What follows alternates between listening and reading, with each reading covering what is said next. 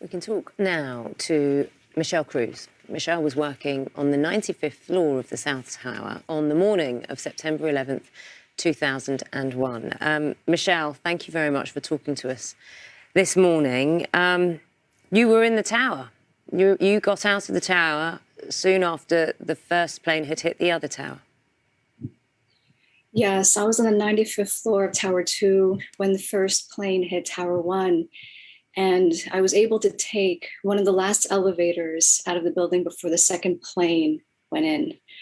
That was my survival tactic, I guess, if you could say that, when the first tower was hit, that I had the inclination to leave. What did you know at that time? Did you know a plane had hit the other tower, the North Tower? Someone from the opposite side of the floor, I heard scream, "A plane just hit Tower 1." And immediately I felt this feeling that something was going to happen to Tower 2. They were very close to each other. And even though maybe another plane wouldn't have hit, the amount of debris that had already come into our building, because the windows in my office shattered. So I knew that the heat was going to come in, and I knew I had to get out of there as soon as possible. And so how did you? You took the lift down from your floor. There must have been extreme chaos and panic in the building and fear. One of my coworkers actually pulled me out of the stairwell because in an emergency, we know to take the stairs, but she pulled me into an elevator and she said, "No, you're coming with me."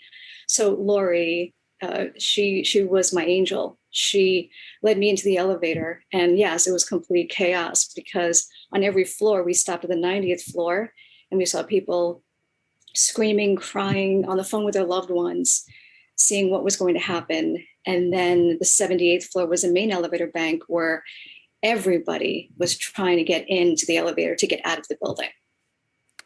So you got down, and when you got down to the bottom, obviously emergency teams were around. We were just hearing the very powerful testimony of Nelson Hare, one of the firefighters who was working on the Twin Towers after the planes hit. So they moved you, they told you to do what when you got to the bottom of the tower?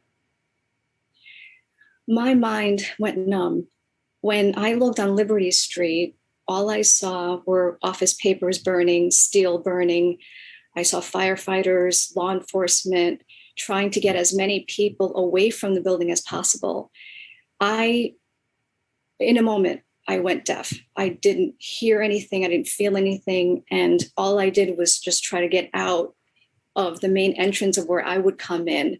And so when I did that, I saw my coworkers, so I just followed them outside.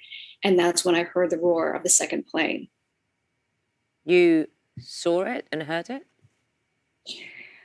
I saw the shadow, and I know it was the sound of a plane engine, just like when I was on the 95th floor. I never heard anything like that. The roar of an airplane engine, the screeching, that close to me felt exactly the same as when I was coming out of the building, same exact as if I was at an airport and I heard the airplane as it was overhead. That then, you tried to get home, and you eventually did get home, but what you must have been witnessing was pure fear, terror. Well, my coworker and I walked to South Street Seaport, and right by the water. We were there when the first tower would collapse, and we heard the rumble, and many of us thought that the tower was actually going to collapse on us. So many people on the pier were running towards the water, thinking that it was going to collapse on all of us. And fortunate or not, when the tower collapsed on itself, we were not harmed in the sense that we were not physically harmed, but the debris just kept coming and coming. So we had to move north as fast as we could. Michelle, how do you feel talking about this 20 years on? It's every year it's fresh in my mind, but this is not considered a milestone because we're not celebrating, but what we can do is actually celebrate the lives that were lost. And that's how I cope with every year that I'm reminded And I think that the hashtag that we all say never forget, I think could actually be shown as how we can never forget the loved ones, the coworkers, the law enforcement, the firefighters, all of the people who made a difference in our lives. How will you be spending tomorrow? I'm actually going to be at the 9/11 memorial. And one of the things that I've always thought was, I'm going to face whatever fears I have. And on every anniversary, I had this fear of going there and becoming completely consumed with grief. But I think it's time for me to be with my friends, be with the spirit of my friends, and take that time, then maybe have a cup of tea with some friends and just remember. Michelle, I wish you well, and thank you so much for talking to us and reflecting on what happened. Thank you. Thank you. Let's see, time now is 7:24.